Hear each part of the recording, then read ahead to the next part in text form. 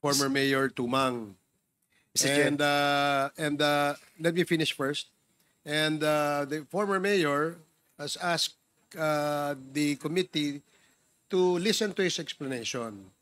And in the spirit of fairness, we'd like to hear former mayor explain also his side. Perhaps he may be able to answer the queries asked by the members of the committee.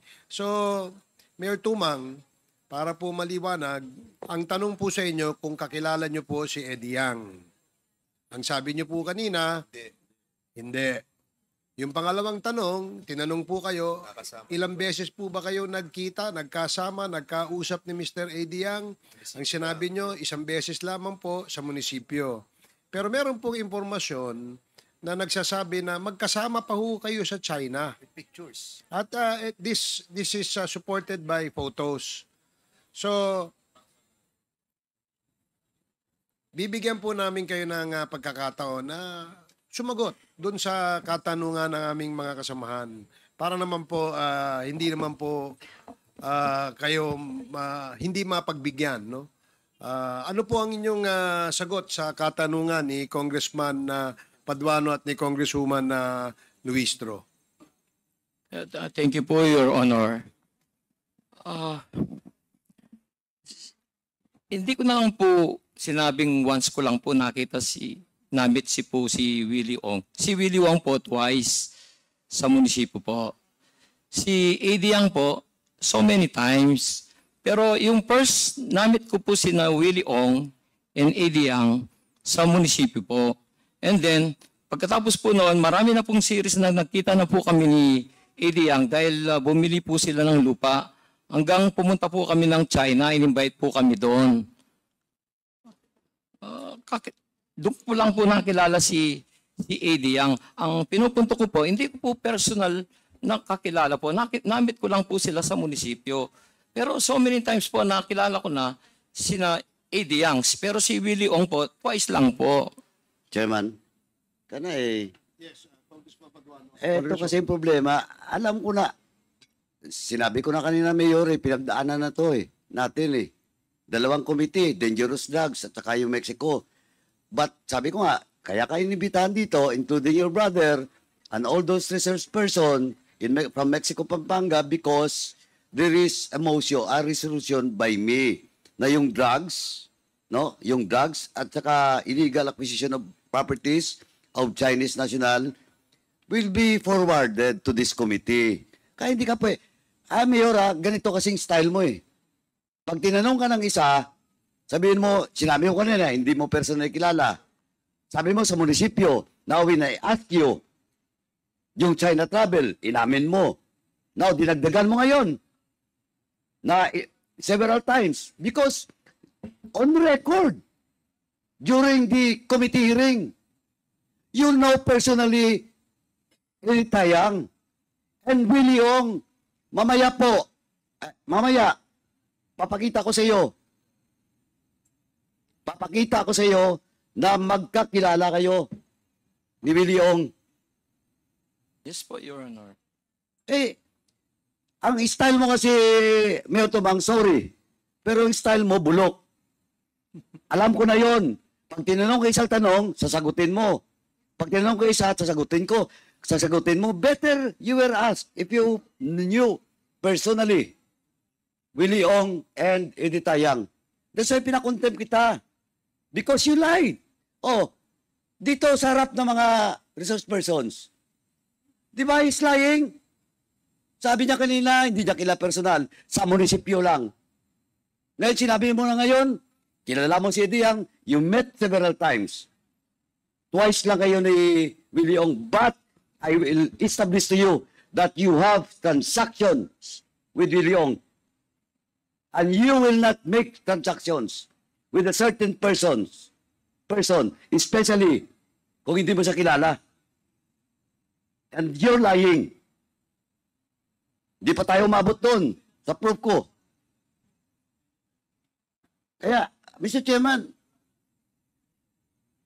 sabi ko nga, naglulukuhan mo tayo dito. Alam mo na, kabisado na namin to. Nako, Mayor. Bigyan natin ng ano, ng isa pa Uh, with that, Mr. Chairman, my motion to cite in contempt, I've already cited the violation. Unless there will be a second or members of this committee will vote in the negative.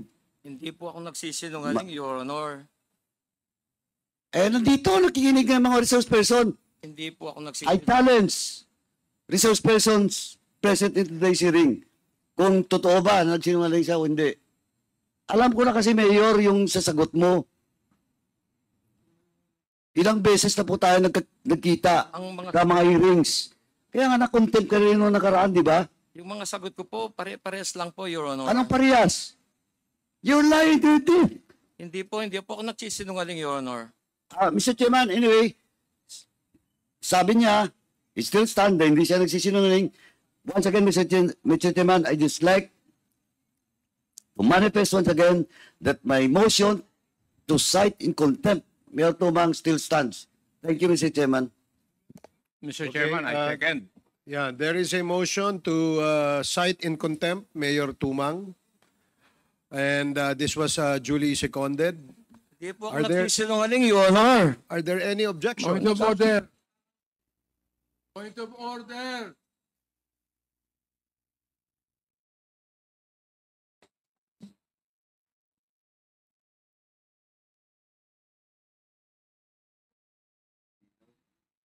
So I will reiterate the motion. There was a motion to cite in contempt former Mayor Tumang for violating Section 11, Paragraph C of the Rules of Procedure governing inquiries in aid of legislation. And this was duly seconded by Congressman Akop. Are there any objections? Hearing none, the motion is approved. Former Mayor Tumang is now cited in contempt. And we'd like to ask the Sergeant at Arms to please assist and escort former Mayor Tumang. Are there any other motions that you'd like to? Okay. So any other motion? Mr. Chair, Congressman Akop. before I file or I move for the second motion, please allow me to explain why I seconded the motion of the Honorable Caraps Paduano. Please proceed. You have 3 minutes, Congressman Akop. Thank you.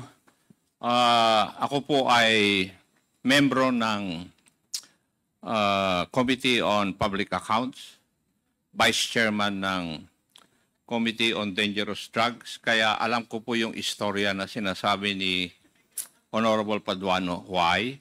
Kasi religiously, nag-attend po ako ng mga hearings ng public accounts at saka kwan. Mayor Tumang, kung ano po yung style ninyo doon sa committee hearings, ganun po rin yung ginagawa nyo rito eh. Kung hindi ka nako-confront ng mga ebidensya na hawak ni Chairman Paduano, hindi mo inaamin. Inaamin mo lang pagkatapos na ma-confront ka na may mga ebidensya siya. Do not try to fool the members of this committee. Iisa lang po yung utak po ninyo eh. Napakaraming utak nandito na pinakikinggan ka at saka inobserbahan. Kilala ka na namin talaga eh. Di ba? Kung hindi sinabi ni Honorable Paduano na meron siyang pruweba na pumunta kayo sa China kasama itong mga taong ito, hindi mo aaminin. Kasi ganun din ang ginawa mo dun sa Committee on Public Accounts. Nandun ako. That is precisely the reason why I seconded the motion of the Honorable Paduano, Mr. Chair. Kasi alam ko rin na nagsisinungaling siya. Thank you, Mr. Chair. Mr. Chair, Thank you, Congressman Akop. Yes, Chair. Congressman Fernandez. I would like also to manifest that I'm also a member of the Public Accounts. As a matter of fact, lagi natin sinasabi to that dangerous drugs, public accounts, yung sa human rights, and my committee, we're all together. Umiikot kami sa mga issues regarding dyan sa issue ng kay Mayor Tumang, issue ng different committees. And we know, Mayor Tumang, yung mga ginawa mong pagsisinungaling ngayon. Actually, kanina, nakikinig lamang kami. Akala namin, nasasabihin mo yung mga totoo.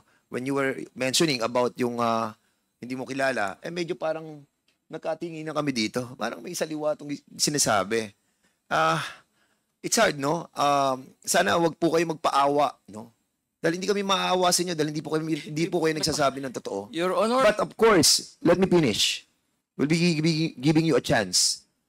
Doon, pinag-usapan na po natin to ng mga maraming hearings sa public accounts. And we have a lot of evidences showing you yung pinakita namin mga pictures and even manifested by the different resource persons. And now, babaguhin ninyo inyong statement? And that's the reason why hindi ko na po matiis. Kanina, I was trying to ask Chairman Paduano to reconsider and to withdraw and give you another chance. Pero still, you're trying to lie dito sa committee ito. We elevated your issue on this Quadcom para sabihin mo yung mga sinabi mo doon at i-manifest mo dito. But unfortunately, hindi mo po ginagawa. Yun lamang po, Mr. Chairman. Okay, salamat, Congressman Fernandez. So, before we took a short break, the chair recognized Congresswoman Luistro, and at the moment, she still has the floor. So, you can proceed now, Congresswoman Luistro. Mr. Chair, I Chair. believe that they still have a pending motion. Okay, so if there's They're about to move. if there is another motion, the chair would like to hear the motion. Congressman Akop? Mr. Chair, since former Mayor Tumang was cited in contempt by this committee, may I move that former Mayor Tumang be meted the penalty of being confined dito po sa premises of the House for the period until the committee report of this Quad Committee is finished. So move, Mr. Chair. There is a motion to detain former Mayor Tumang in the House detention facility until the committee terminates its hearing on the issue of drugs and POGO. Any second? Duly seconded. Any objections? Hearing none, the motion is approved. So, Comsec, please coordinate with the Sergeant at Arms in order to escort. Sir, Oh, I will continue with my interpellation. yeah, Mayor Tumang, sandali lang po. I'm sorry, I'm a bit, pwede po bang, so, there's still questions that will be asked by Congresswoman Luistro. So, mari po bang umupo ho muna kayo, Mayor Tumang, nang sa ganun mapagpatuloy yung pagtatanong ni Congresswoman Luistro. Congresswoman Luistro, you have the floor. Mr. Chair, Mayor Tumang, kailan po yung una kayong pinuntahan sa munisipyo ni Willie Ong at ni ADT Yang?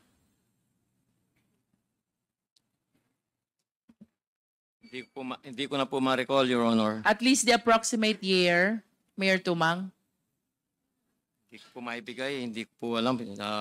Tignan ko po sa documents na sa pag-purchase po ng lupa. You cannot give even the approximate year or at least your term? Yan po ba ay during your first term, second term, or third term? I think if you will make reference about your term in office, you'll be able to come up with an approximate year.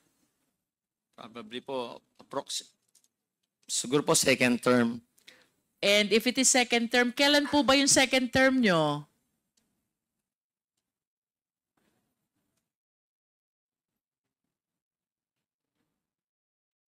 Is it 2019 or 2016?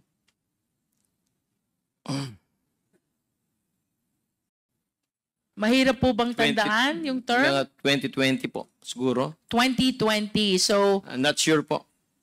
sometime in 2020.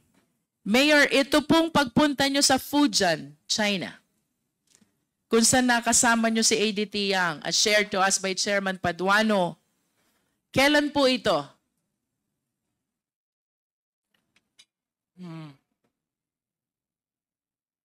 Is it during your first term Hindi or ko na- second term? Siguro po first term. First term. Paano po mangyayaring first term yon? Eh kung yung first time na pinuntahan kayo sa munisipyo is 2020, second term. Ibig sabihin, hindi nyo pa kilala. Si Willie Ong po yung 2020. Willie Ong first visited you in the Municipal Hall 2020. Yes po, si Ang po yung kasama namin pumunta po ng China. First term. So this is 2016 to 2019. Siguro po 2018 ganun. 2018. 17 or 18. When did you actually met for the first time ADT Yang?